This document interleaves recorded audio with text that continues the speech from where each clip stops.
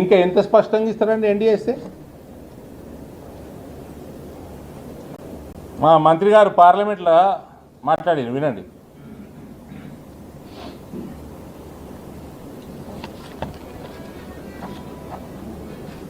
TRS लड़ी में प्रश्न में जो आया था प्रोजेक्ट वो हमने देखा था और उसके बाद भी स्टेट ने हमारे पास से कोई पैसा नहीं लिया है। हमने सिर्फ उसको टेक्निकल जो अप्रेजल करना था उतना करके दिया था, मगर बाद में जो उसकी पोजीशन हुई है कालेश्वरम में वो पूरा देश जानता है, करीब 1 लाख करोड़ से ज्यादा पैसा स्टेट की ओर से लगाया गया था, मगर सब पानी में बह गया है और उसकी इंक्वायरी भी चल रही है। हमारे मंत्रालय की ओर से भी कालेश्वरम के 30,000 करोड़ रुपया खर्च होने के बाद अप्रेजल के लिए हमारे मंत्रालय में जो आया 30,000 కోట్ల వర్కులు కంప్లీట్ చేసినాక, పర్రెలు వాసినాక, డ్యామేజ్లు అయినాక, పిల్లర్లు కుంగిపోయినాక అప్పుడు వచ్చిండ్రు వీళ్ళు ఎన్డీఎస్ఏ దగ్గరికి. అప్పటికి 30,000 కోట్లు ఖర్చు అయిపోయినాయి.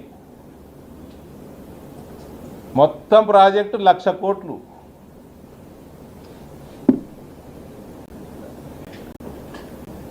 లక్ష కోట్లు నీళ్ళల్లో పోయినాయి అని జలశక్తి మంత్రి గారు పార్లమెంట్ హౌస్లో చెప్పి 1,00,000 కోట్లు ముంచేసిండ్రు తెలంగాణ ప్రభుత్వం అని. ఆ 1,00,000 కోట్లు ముంచిన వాడిని ఈయన కాపాడుతున్నాడు Revanth.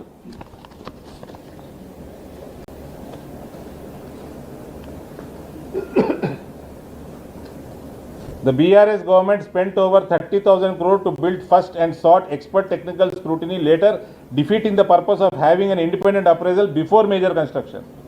Both the Comptroller and Auditor General and National Dam Safety Authority criticized the Telangana government for beginning and continuing major construction and expenditure before completing proper investigations, obtaining DPR appraisal and finalizing technically sound designs. The CBI inquiry presently covers irregularities in the construction of only 3 Kaleshwaram barrages, Medigadda, Annaram and Sundilla. It does not cover other projects. Why? ఇది ఉల్టా మా మంత్రి గారు అడిగినారు, ఎందుకు CBI మొత్తం ఇస్తలేవు కాళేశ్వరం అని. Telangana state dam safety organisation ఇది ఉన్నది. మీకు ఎన్డీఎస్ఏ కంటే ముందు ఈ లిల్లీపుట్కి చెప్పాలి, మీ దగ్గర ఒకటి ఉంటుంది, SDSO, Telangana State Dam Safety Organization was established in 2022. The state government has reduced its SDO to a silent spectator. Enduku? Neither issuing a clear safety assessment nor taking responsibility while shifting every decision to central agencies. Endukunnada SDSO? However, NDSA has now clarified that whether water should be pumped is ultimately a Telangana government policy decision.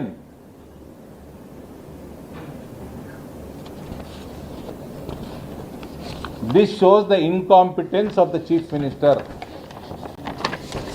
and corruption of the previous Chief Minister. ఈడు లంగా ఆడు లఫంగా.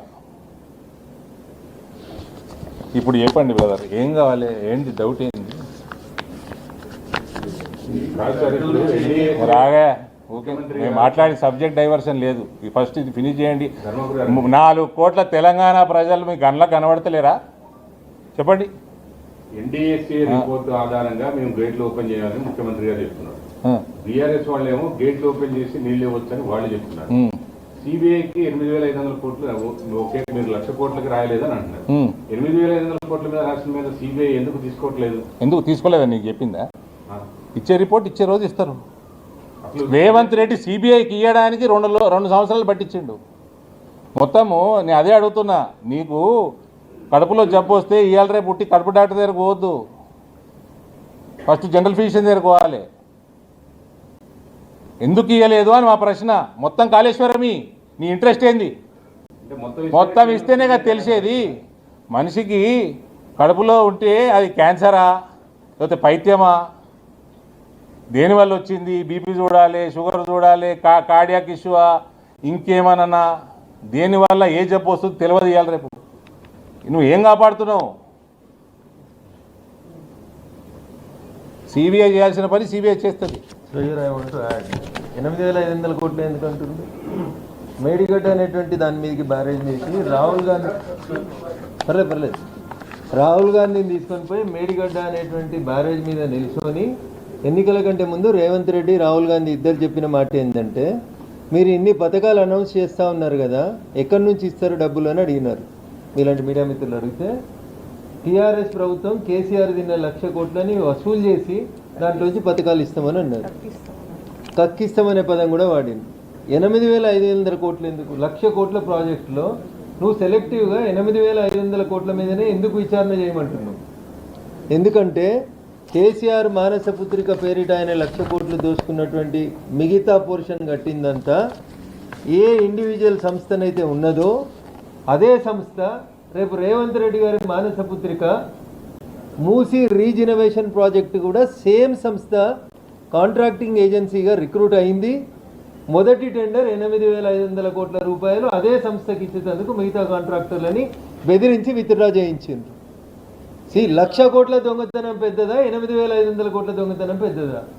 1,00,000 కోట్ల మీద CBI విచారణ చేస్తే అందరు దోషులు బయటకు వస్తారు కదా.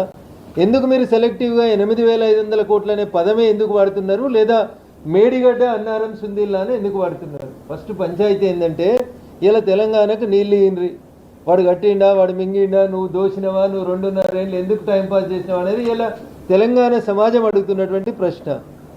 ఎత్తొచ్చని కొంతమంది రిటైర్డ్ ఇంజనీర్లు మాట్లాడుతుండ్రు. తిరుపతికి పోతే నెత్తన్న మనది ఉండాలి, కత్తన్న మనది ఉండాలి. 2 లేని రిటైర్డ్ ఇంజనీర్లు ఏదైనా మాట్లాడుతూ ఉంటారు. నీళ్ళు ఎత్తురు ఈయనరే అంటున్నారు. రేపు ఏమన్నా అయిందనుకోండి, రేపు నీళ్ళు నింపిన తర్వాత తెలంగాణ సమాజాన్ని తరఫున మేము అడుగుతుంది ఒకటే ఒక ప్రశ్న. వాడు 1,00,000 కోట్లు తిన్నాడు కాబట్టి నేను 1,00,000 కోట్లు తింటానని ఆలోచనని మేము ఎప్పుడు సమర్థించదలుచుకోలే. మా ప్రశ్న ఏంటంటే, ఆయన ఎందుకు కట్టిండు, నువ్వు ఎందుకు 3 ఏళ్ళు నిద్రపోయినావు అనేది మా ప్రశ్న. ఇలా నీళ్లు కావాలి, ఎల్లినీన వచ్చింది, మాకు నీళ్ళు ఇన్రో అంటున్నాం. కేసీఆర్ నా బుంగల దొక్కుతావా, నిన్ను ఇంకొక దగ్గర దొక్కాలన్నా ప్రజలు ఆలోచిస్తారు. ఫస్ట్ నీళ్ళు ఇయ్యింది అని అడుగుతున్నాం మేము. ఇద్దరు కూర్చొని, పొట్టోడు పొడుగోడు ఇద్దరు కూర్చొని, ఇద్దరు చదువుకున్నది గాడిదలు కాసే చదువుడే, ఎవడు ఇంజనీర్ కాదు. ఇద్దరు కూర్చొని, ఆ పొట్టోడు ఈ పొడుగోడు ఇద్దరు కూర్చొని ఫస్ట్ మాకు నీళ్ళు ఇయ్యింది అని అడుగుతున్నారు తెలంగాణ ప్రజలు. రైతుల నోట్లో ఎట్లాగో మట్టి కొట్టిండ్రు. ఇలా కనీసం హైదరాబాద్కి తాగే నీళ్లు, మిషన్ భగీరథ నీళ్లు, ఎల్లంపల్లి శ్రీపాదకి ఎడికెళ్ళన్న నీళ్లు తెచ్చి నింపొస్తుందా? నువ్వు కట్టేటప్పుడు మా అనుమతి అడగలే, కేంద్ర ప్రభుత్వం అనుమతి. కట్టేటప్పుడు సిడబ్ల్యూసి పర్మిషన్ అడగలే. పైసలు ఖర్చు పెట్టేటప్పుడు కేంద్రాన్ని అడగలేదు. కట్టింది ఒకడు, కూల్చింది ఇంకోడు. అంత అయిపోయినాక వచ్చి ఇలా నువ్వు పంచాయతీ చెప్పని దాంట్లో కూడా ఒక పోర్షన్ మీద పంచాయతీ చెప్పమని అడగడం ఎంతవరకు న్యాయం అనేది అడుగుతున్నాం. మీరిద్దరూ కావాలని కొట్లాడుకొని, కావాలని జనాల ముందు నేను కొట్టినట్టు చేస్తా, నువ్వు ఏడ్చినట్టు నటిస్తున్నారు తప్ప నీళ్ళు ఇవ్వడంలో మీకు ఉన్నటువంటి ఇబ్బంది ఏంది? బేసికల్గా ఇది తెలంగాణ సమాజం నుంచి వస్తున్న ప్రశ్న. ఇంకా రైతాంగం ప్రశ్న కోసం వీళ్ళే పోయి పాదయాత్రలు స్టార్ట్ చేస్తున్నారు. నాకు బాధ అనిపించేది ఏంటంటే, హరీష్ రావు గారే పోయి పాదయాత్రలు చేస్తున్నాడు నీళ్ళు ఇవ్వమని చెప్పి. కట్టింది మీరు, కూలగొట్టింది మీరు, ప్రజానికానికి నష్టం చేసింది మీరు. సమస్యను పరిష్కరించకుండా ఇలా ఎన్డీఎస్ఏ అని చెప్పండి అంటున్నారు. ఎన్డీఎస్ఏ కంటే ముందు అదే హరీష్ రావు గారు చెప్పాల్సింది, లేదా టీఆర్ఎస్ నాయకులు చెప్పాల్సింది. ఎస్డిఎస్ఏ ఏమన్నా చెప్పిందా? ఎన్నడన్నా ఎస్డిఎస్ఏ తోటి మీరు ఒక నివేదిక తెప్పించుకున్నారా? తెప్పించుకుంటే ఎస్డిఎస్ఏ ఇచ్చినటువంటి నివేదిక ఏంటి? ఆయన తప్పు చేసిండ, నువ్వు తప్పు చేసిండని ఆయన ఇద్దరు చెప్తూ ఇలా రైతుల నోట్లో మట్టి కొట్టకండి, తాగునీళ్ళ కష్టం తీసుకురాకండి, ఎన్టీపీసీకి నీళ్ళు ఆపకండి, రేపు కరెంటు బంద్ అయ్యేటువంటి పరిస్థితి తీసుకురాకండి. ఇది బూతుల పురాణం, బూతుల పంచాయతీ కాదు. ఇది తెలంగాణ సమాజం అడుగుతున్నటువంటి మౌలికమైన ప్రశ్న.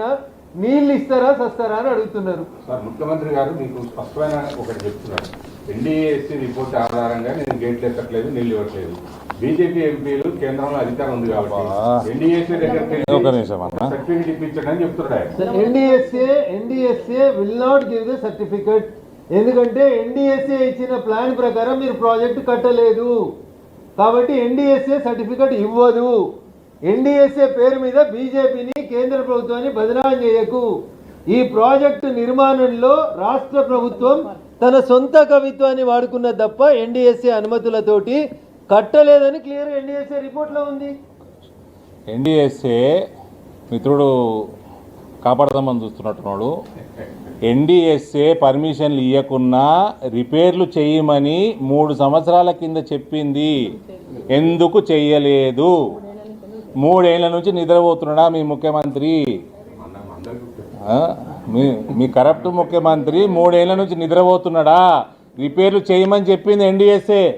అవుట్ ఆఫ్ నేషనల్ ప్రాపర్టీ కాబట్టి 1,00,000 కోట్లు ప్రజల సొమ్ము పెట్టిండ్రు కాబట్టి వాళ్ళు వచ్చి రిపేర్లు చేసుకోండి అయ్యా అని 3 సంవత్సరాల కింద చెప్తే రేవంత్ నిద్రపోతున్నాడా? అది వచ్చింది ఆన్సర్ నీకు? రిపేర్లు చేయకుండా అయినా సరే నీళ్ళు ఇచ్చేయమనంటారా? అంటే ఓకే ఎన్డీఏ ఇప్పుడు నేను ఆన్సర్ ఇచ్చినట్టు నువ్వు ఫీల్ అవుతావు. నువ్వు మీ మొత్తం వెనకాల ఉన్న వాళ్ళందరూ ఫీల్ అవుతారు. వద్దు. సింపుల్గా నీకు క్యాన్సర్ వచ్చింది అంటే ఎంటైర్ బాడీ స్కానింగ్ అవసరం. సిబిఐ ఎంక్వైరీ మొత్తం కాళేశ్వరం మీద ఇవ్వండి. అది పుట్టి 3 బ్యారేజీలు ఇస్తే పర్పస్ సర్వ్ కాకపోవచ్చు. ఎంటైర్ కాళేశ్వరం మీద సిబిఐ ఎంక్వైరీకి ఎందుకు రాస్తలేవు? రాహుల్ గాంధీ వాటా ఎంత? నువ్వు 3 సంవత్సరాల రైతులు తెలంగాణ ప్రజల డ్రింకింగ్ వాటర్ పర్పస్కి నువ్వు 3 సంవత్సరాల నుంచి నిద్రపోతున్నావా? రిపేర్లు ఎందుకు చేయలేదు?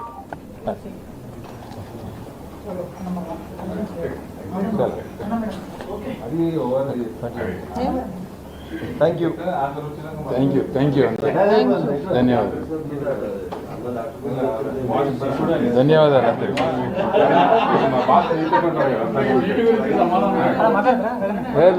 ధన్యవాదాలు.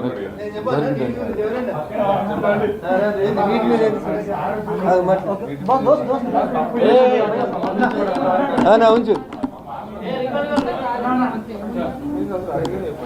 చల్ ఏదో అన్నలు నీటి మీద మాట్లాడకుండా పోతుర్రు అంటే మాట్లాడకుండా. ఒక్క నిమిషం అక్క అక్క మీరు కూర్చోరు, నేను మాట్లాడు. మీరు కూర్చోరు, నేను మాట్లాడు. నా శిరీష్ అన్న ముందుకు రా.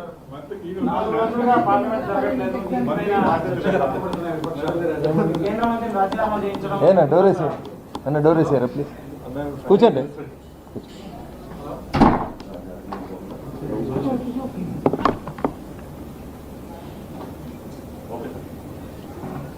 ఎందుకు సార్ విద్యార్థులకు మీ ప్రభుత్వానికి అంత 4 రోజులుగా పార్లమెంట్ జరగకపోయినా ప్రధాని వివరణ ఇచ్చుకున్నా ఈ మంత్రి రాజీనామా చేయకుండా ఇంకా ఈ ఉద్రిక్తతలు ఆందోళన కొనసాగించేలా వ్యవహరిస్తుంది?